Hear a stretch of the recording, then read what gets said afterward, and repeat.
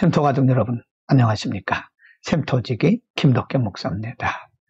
오늘은 시편 36편 1절에서 12절까지를 본문으로 말씀을 나누겠습니다.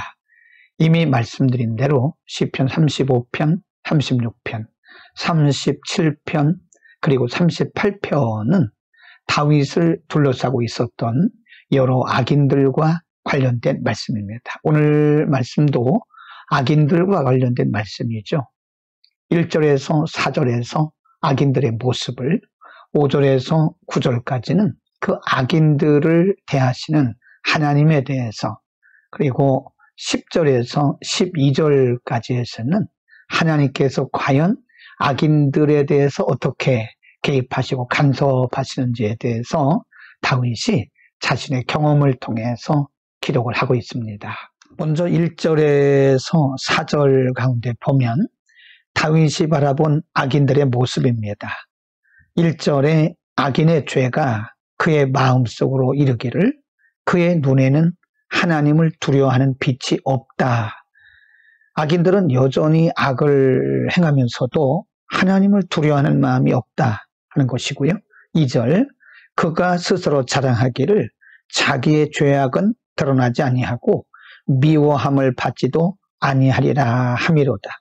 악인들은 그 특징이 하나님께서 보시지 않는다, 하나님이 안 계시다고 믿기 때문에 스스로 자기를 자랑하며 자신의 죄악이 드러나지 않을 것으로 이해하고 있다는 것입니다. 3절에 보면 그의 입에서 나오는 말은 죄악과 속임이라. 그는 지혜와 선행을 그쳤도다. 그 생각에 하나님이 없기 때문에 하는 말마다 악이고 그리고 속이는 말을 한다는 뜻입니다. 4절 말씀에 그는 그의 침상에서 죄악을 꾀하며 스스로 악한 길에 서고 악을 거절하지 아니하는도다. 악인들의 특징은 그들 마음속에 하나님이 없기 때문에 무엇이든지 자신들의 생각대로 계획대로 한다고 하는 악인들의 모습을 이렇게 묘사를 하고 있는 것입니다. 그 다음으로 5절에서 9절 가운데 보면 다윗은 악인들을 대하시는 하나님에 대해서 본인의 경험을 통해서 말씀하고 있습니다.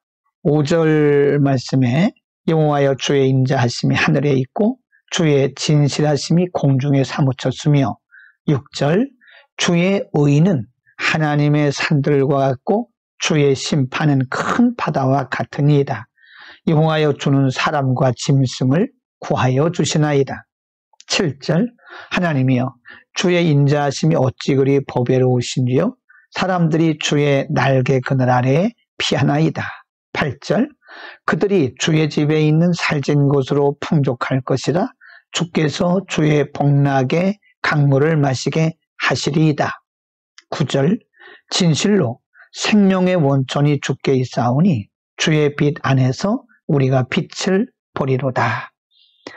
언뜻 보면 5절에서 9절 말씀은 선인에 대한, 의인들에 대한 하나님의 보상을 말씀하고 있는데요. 악인들은 이와 반대가 된다는 것을 역설적으로 지금 설명을 하고 있는 것입니다. 하나님께서 온 세상을 통치하시기 때문에 악인들에게는 이와 같은 상급이, 이와 같은 분깃이 없다고 하는 말씀입니다.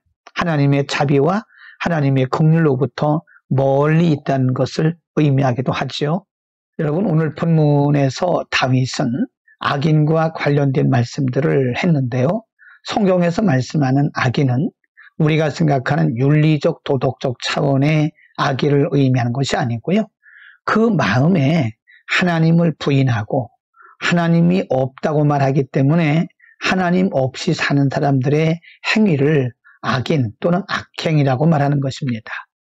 시편 14편 1절에 이런 말씀이 있습니다. 어리석은 자는 그 마음에 이르기를 하나님이 없다 하는도다. 그래서 저희는 부패하고 소행이 가증하여 선을 행하는 자가 없다라고 말씀하고 있는 것입니다.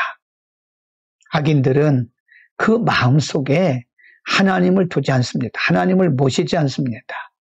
그들의 생각도 하나님이 없습니다. 그러므로 그들은 본인의 생각대로, 본인의 뜻대로, 본인이 원하는 대로 살아갑니다. 여러분, 이것이 악인 것입니다. 그래서 우리는 이런 악인들과 함께 이 세상을 살고 있는데요. 잘못하면 우리는 악인들의 그 모습을 바라보면서 때로는 실망하기도 하고, 악인들로부터 다윗처럼 많은 고난과 조롱과 어려움을 당할 수도 있습니다. 그러나 오늘 본문에서 다윗이 분명히 고백하고 우리에게 말씀하고 있는 것은 하나님께서 선인과 악인 사이에 반드시 개입하시고 간섭하신다고 하는 것입니다. 10절 말씀에 보면요. 주를 아는 자에게 주의 인자하심을 계속하시며 마음이 정직한 자에게 주의 의를 베푸신다. 그런 말씀이 있고요. 11절 교만한 자의 발이 내게 미치지 못하게 하시며 악인의 손이 나를 쫓아내지 못하게 하소서. 다윗의 기도이긴 하지만요. 이 다윗의 기도 속에서 다윗은 하나님께서 선인과 악인 사이에 분명히 개입하시고 간섭하시면서 공의로 판단하실 것을 그는 믿었던 것입니다. 그리고 12절에 보면요. 죄악을 행하는 자가 거기 넘어졌으니 엎드러지고 다시 일어날 수 없으리이다. 그런 말씀을 합니다. 우리가 언뜻 보기에는 이 세상이 악인이 득세를 하고 선인들이 악인들에 의해서 때로는 조롱을 당하고 박해를 당하고 어려움을 당하고 있지만 살아계신 하나님께서 선인과 악인 사이에 선과 악을 분명히 개입하시고 간섭하시면서 하나님께서 공의롭게 판단하실 것이기 때문에 의인들, 즉 하나님을 신뢰하고 하나님을 믿고 사는 사람들은 보이는 현상만 가지고 낙심하거나 분노하거나 또 포기해서는 안 됩니다. 반드시 악인은 하나님께서 공의대로 심판하시고 또 판단하실 것이며 하나님을 의지하고 하나님을 신뢰하는 우리들에게는 또 하나님께서 그 믿음대로 보상해 주실 것입니다. 혼돈된 세상 속에서 우리가 하나님의 공의를 믿지 아니하면 우리는 이 세상을 넉넉히 이길 수가 없습니다. 오늘도 이 세상을 바라보지 말고 여전히 살아계셔서 공의로 세상을 통치하시는 하나님의 개입과 간섭을 믿으면서 담대하게 승리하는 지혜자들이 되기를 축복합니다. 기도하겠습니다. 거룩하신 아버지, 비록 세상이 어지럽고 혼돈되는 것처럼 보이지만 전능하신 하나님, 살아계신 하나님께서 인류의 역사 가운데 오셔서 개입하시고 간섭하시며 하나님의 공의로 세상을 판단하고 계심을 믿습니다. 하나님의 공의로 세상을 통치하시기 때문에 하나님 반드시 선과 악을 분별하시고 선인과 악인에게 각각 그 행한 대로 갚으실 것을 믿습니다.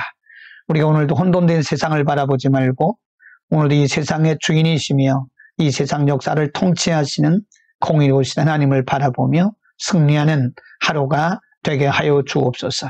예수 그리스도의 이름으로 기도드립니다. 아멘.